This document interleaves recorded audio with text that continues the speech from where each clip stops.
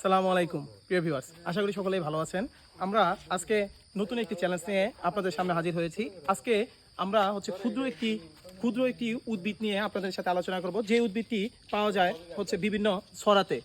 পাহাড়ের কোল থেকে যে আস্তে করে পানিগুলো নেমে আসে, সেখানে এই উদ্ভিদটা পাওয়া যায়।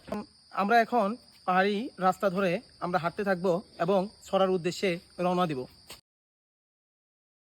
পাহাড়ি রাস্তা ধরে আমরা চলে এসেছি এই ছড়ায়। তো এই ছড়ার ভিতরে আমরা এখন এই ছোট উদ্ভিদটি আমরা এখন খুঁজবো। তো দেখা যাক আমরা এখন এই উদ্ভিদটি খুঁজে পাই কিনা। আপনারা আমাদের সাথে দেখতে থাকুন।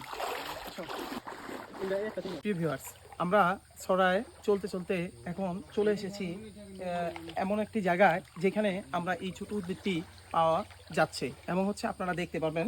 আপনারা এদিকে আমরা ছড়াই চলতে চলতে পাহাড়ের গায়ে একটি উদ্ভিদ দেখতে পাচ্ছি।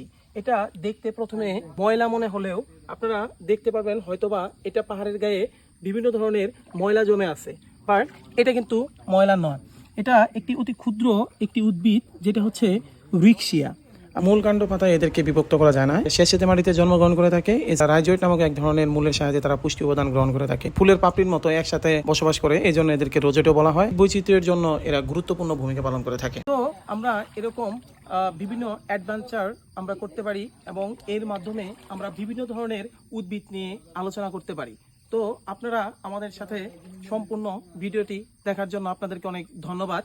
এরকম আরো অনেক উদ্ভিদ সম্পর্কিত বিভিন্ন তথ্য পেতে আমাদের সাথেই থাকুন। আসসালামু আলাইকুম।